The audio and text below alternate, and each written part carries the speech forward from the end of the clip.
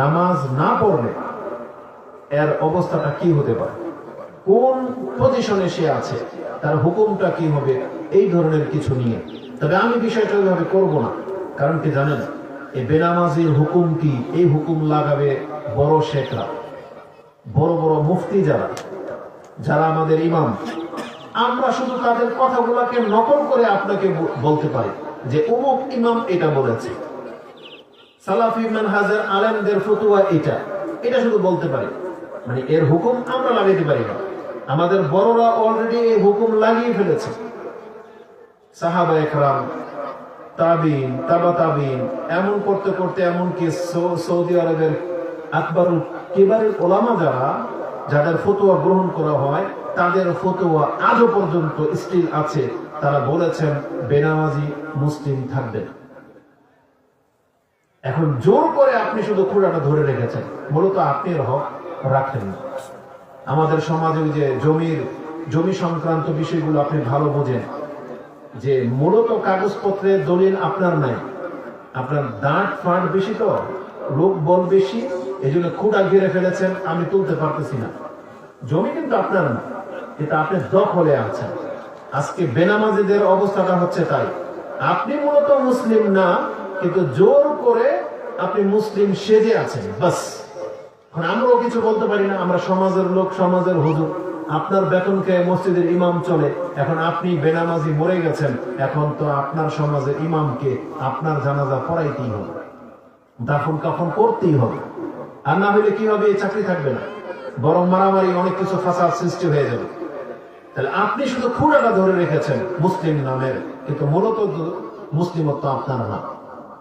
এটা হচ্ছে আমাদের সালাফিদের ফতোয়া, মানে যারা একবারে স্বেচ্ছায় এই সালাত আদায় করতেছেন না, তারা মূলত এত বড় ডেঞ্জার পয়েন্টের মধ্যে আছেন, আপনি রেড সিগন্যালের মধ্যে আছেন। এখন হয় আপনি সেখান থেকে নেমে যান, আর না হয় এই অবস্থায় মরে গেলে আপনাকে আর কেউ বাঁচাতে পারবে না। কেন তারা এই ফতোয়া গ্রহণ করেছেন, তাদের কাছে দলিলগুলো কি, তা থেকে কিছু কথা হয়তো আমি আপনার কাছে পেশ করতে পারি। এটা হচ্ছে সবচেয়ে সতর্কতামূলক কথা।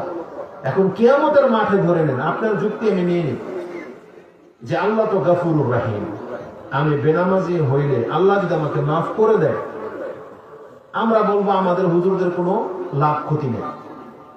যদি আল্লাহ মাফ করে দেয় তবে আলহামদুলিল্লাহ, আপনি মাফ পেয়ে গেলেন। আর যদি আল্লাহ মাফ না করে, তখন কি হবে? এই জন্য সতর্কতামূলক কি, কোন বিষয়ে কল্যাণ আছে যে আপনি এই কথাটা মেনে নেন যে বেনামাজি মুসলমান থাকেন, তাহলে আমাকে মুসলিম থাকতে হলে নামাজ পড়তেই হবে। এই কথাটা মেনে নিয়ে আপনি সালাত শুরু করে দেন, তারপরে বিচারের মাঠে আপনি বুঝতে পারবেন যে কে জিতলো কে হারলো। আর যদি আপনি এখন থেকে চ্যালেঞ্জ গ্রহণ করেন যে দেখা যাবে, তাহলে আপনি যদি ফেসে যান, সেখানে কিন্তু আর পৃথিবীতে রিটার্ন আসার কোনো অপশন নেই। আপনাকে শুধু এতটাই বলা হবে, আলাম ইয়াতিকুম নাযির, তোমার কাছে কি সতর্ক সাবধানকারী আসে না? আপনি তখন এটাই বলবেন ক্বালু বালা, হ্যাঁ এসেছিল। আপনি বলবেন যে হ্যাঁ আমাদেরকে সতর্ক করা হয়েছে, কিন্তু আমরা সেই কথাটাকে পাত্তা দিই না, এটাই বলবেন। যেমন কথা যখন এই পর্যন্ত আসছে, কোরআনের আয়াতটা আপনি নিয়ে নেন। কোরআনে আল্লাহ সুবহানাহু ওয়া তাআলা বলেছেন, ফি জান্নাতি ইয়াতাসাআলুন আনিল মুজরিমিন মা সালাকাকুম ফি সাকার ক্বালু লাম নাকু মিনাল মুসাল্লিন। আল্লাহ সুবহানাহু ওয়া তাআলা বলেন, জান্নাতীরা তাদের পরিচিত জাহান্নামীদেরকে জিজ্ঞেস করবেন। আল্লাহ এখানে তাদেরকে অপরাধী বলেছেন, আনিল মুজরিমিন, এই অপরাধীদেরকে জিজ্ঞাসা করা হবে, মা সালাকাকুম ফি সাকার, এই উত্তপ্ত আগুনে কি কারণে তোমাদেরকে ফেলা হবে, এখানে কেন তোমরা? তখন তাদের প্রথম জবাব হবে, অপরাধটা যেহেতু মুজরিমিন, তাহলে মুজরিম কি অপরাধ করেছে, ওই মুজরিমের মুখ থেকে প্রথম বাক্য হবে, ক্বালু লাম নাকু মিন মুসাল্লিন, লাম নাকু মিনাল মুসাল্লিন, আমরা মুসাল্লিদের অন্তর্ভুক্ত ছিলাম না। এখানে শুধুই বলা হয়নি লাম নাকু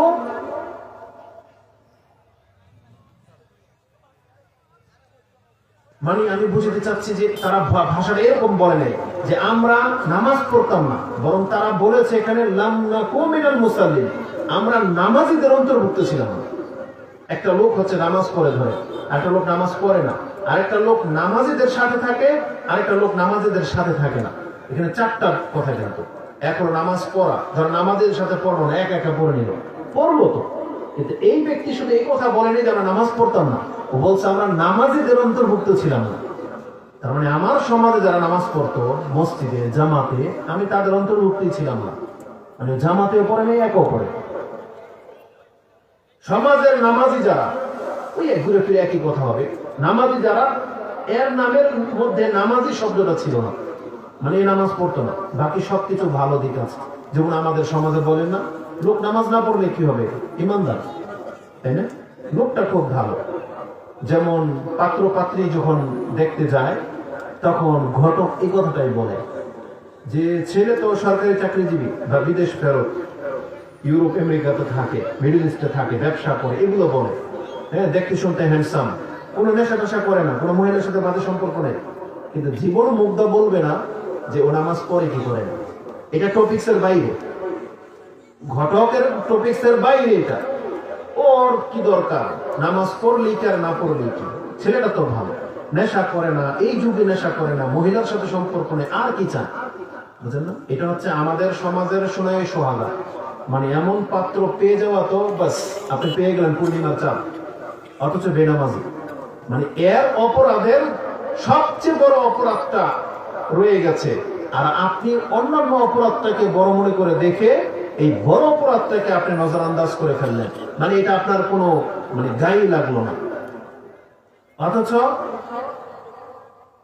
প্রমাণটা বা পরিচয়টা এরকম হইতো যে ছেলে অমুসলিম, আমাদের কাছে ছেলে তো অমুসলিম। একটা অমুসলিমের মধ্যে এমন বহু ব্যক্তি আছে নেশা করে না, অমুসলিমদের মধ্যে এমন বহু ব্যক্তি আছে জেনা করে না, অমুসলিমদের মধ্যে এমন বহু ব্যক্তি আছে ভদ্র, সমাজের মধ্যে চলাফেরা করে, কারো গালিগালাজ করে না, ব্যবসা বাণিজ্য করে না, অথচ অমুসলিম। কারণ কি, ও মন্দিরও যায় না, মসজিদও যায় না, শুধু করে জন্মটা হিন্দুর ঘরে, কিন্তু ভদ্র ছেলে। আমাদের সমাজেও কিছু মানুষ আছে যারা মুসলিমের ঘরেই শুধু জন্ম, এতটাই, সেও ভদ্র, কিন্তু ইবাদতের সাথে কোনো সম্পর্ক নেই। আমাদের নজরে এই যে যারা সালাত আদায় করে না, এর পরিচয় হলো অমুসলিমের মতো, অমুসলিমের একজন ভালো সন্তান। এটা খুব মারাত্মক ব্যাপার। কিন্তু একটা ছেলে নামাজি মানে মুসলিম, এখন ও পাপী হইতে পারে অথবা সৎ হইতে পারে। আরেকটা লোক বেনামাজি মানে অমুসলিম, ওর সৎ হইলেই কি আর পাপী হইলেই কি, ব্যাপারটাকে এইভাবে নিতে হবে। বলছেন এত কঠিন কথা? হ্যাঁ, এতটাই কঠিন কথা। কারণ আল্লাহ সুবহানাহু ওয়া তাআলা সমস্ত ইবাদতগুলোকে ইমানের রূপ বলা হয়েছে। যেমন টুপি পরলেন, দাড়ি রাখলেন, আপনি চিনতে পারতেছেন যে লোকটা মুসলিম, মানে এটা দেখার পরে। এটা টুপি মানে এগুলো হচ্ছে ইসলামিক লেবাস। বিসমিল্লাহ বলতেছেন, আলহামদুলিল্লাহ বলতেছেন। অনেক সময় আবার আরব দেশে কোন হিন্দুকে দেখবেন, ও বলতেছে আলহামদুলিল্লাহ, ও আপনাকে সালাম দিয়ে কথা বলবে, ও বলবে ইনশাআল্লাহ মাশাআল্লাহ, অথচ ও হিন্দু। তাহলে আরব দেশে গিয়ে কেন? কারণ ও মনে করেছে এগুলো একটা ভাষা, অভ্যাস, যে আরবরা কথায় কথাইতে বলে ইনশাআল্লাহ দেখা হবে, বিজনিল্লাহ, ও বলবে বিজনিল্লাহ, কিন্তু ও কিছুই বুঝে না, সালাম দেয়। আমরা অনেক হিন্দুদেরকে দেখেছি এরকম। এটাতে প্রকাশ পায় না যে ও মুসলিম কিনা।